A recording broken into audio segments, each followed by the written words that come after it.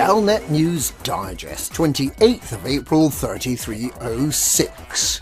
We read the news so you don't have to. In this week's news, Snapshot competition closes soon.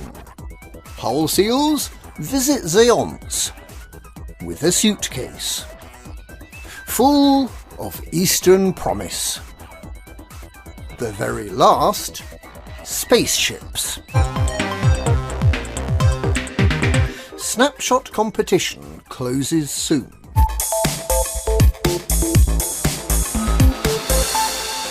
Brewer Corporation is offering the loan of a fleet carrier to any commander who sends in a selfie of themselves standing in front of a bank balance of 5 billion credits or more. The opportunity will be the second chance to test drive a fleet carrier, and it'll include for the first time commanders who favour the X and PS flight control systems as well as the politically correct ones.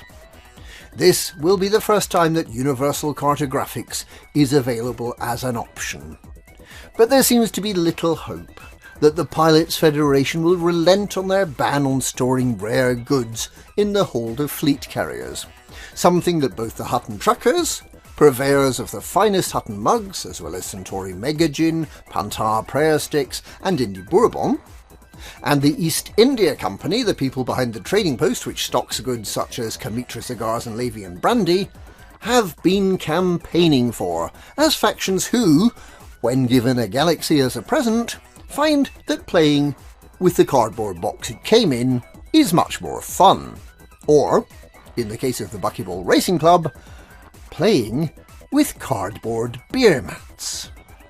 The other big campaign going on is to allow fleet carriers to be returned to the manufacturer and put into storage at minimal cost to the owner, so that the commander in question can play games such as Stellar Citizen, which is expected to enter its beta phase within the next few years, and certainly by the year 3310, and No Person's Sky, which contains a genuinely procedurally generated galaxy without being penalised. As they say, commanders shouldn't have to suffer just because they want to play games.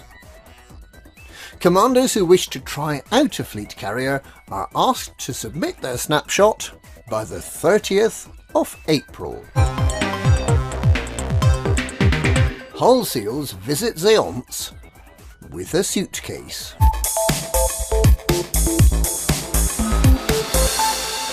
An appeal by the Benevolent Order of Hull Seals and other aquatic mammals for enough credits to order not one, not two, but 3 fleet carriers to form part of the Deep Space Support Array has concluded.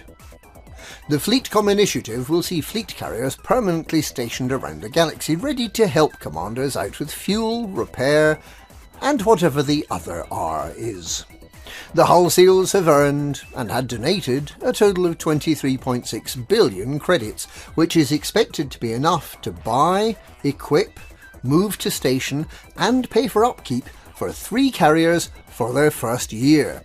If they choose to have universal cartographics equipped, deep space fleet carriers may well prove to be self-financing, leaving the Seals free to flap their flippers and practice balancing a ball on their noses. Full of Eastern promise.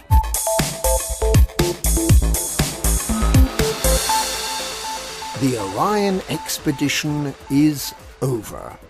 For 3 months, the plucky explorers fought their way along the Orion Cygnus arm of the galaxy. 38% of participants, which was by coincidence 38 commanders, finally arrived at their destination, only to discover that someone else had discovered Explorer's Anchorage first.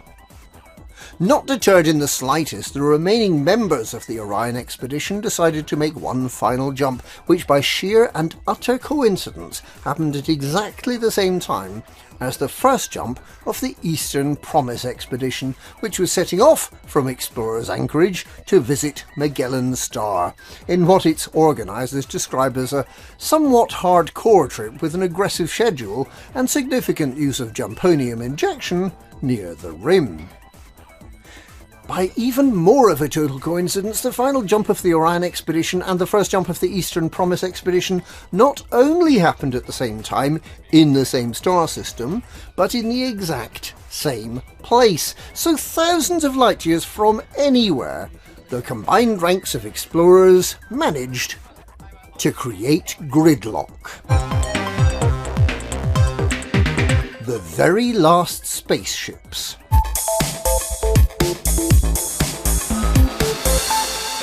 Everyone is excited about the coming of the fleet carriers, but what about the last ships released to the galaxy? How have they fared?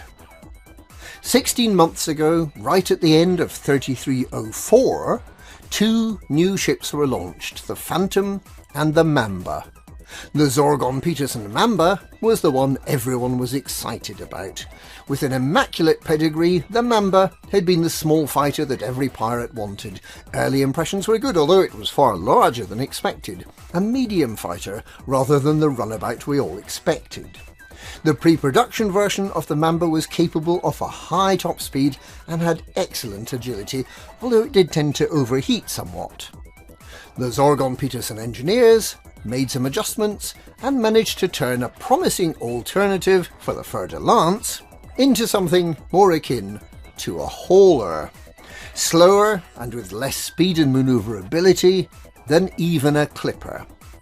It may look like a classic American roadster, but it handles like a classic American roadster. You don't see people flying Mambas very much. By contrast, nobody much cared for the Scout version of the crate, the so-called Crate Phantom from Falcon de Lacy. Its name had been leaked 6 months earlier and had generated much excitement, but its initial appearance was a bit underwhelming, lacking as it did a fighter bay and the hardpoint configuration of its big brother.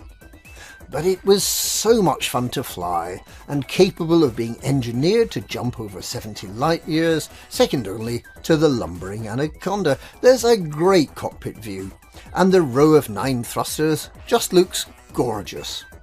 Turns out the Crate Phantom is good for just about anything, other than large haulage and anti-Xeno builds. Will there ever be another new ship? Or is 37 or 38 if you have the golden ticket for the Cobra Mark IV, all we'll ever need? Will there ever be a Boa, a Gecko, a Moray Starboat, a Bushmaster, a Cayman, a Cougar, a Chameleon, a Copperhead, a Delta or Drake, a Gavial, a Griffin, a Gnat or a Hawk, a Hognose Iguana, a Moccasin Monitor, Ophidian, Urutu or Wolf? Will there be a planetary shuttle? Will there ever be a Panther Clipper? And that's this week's Galnet News. Galnet News, we read the news so you don't have to.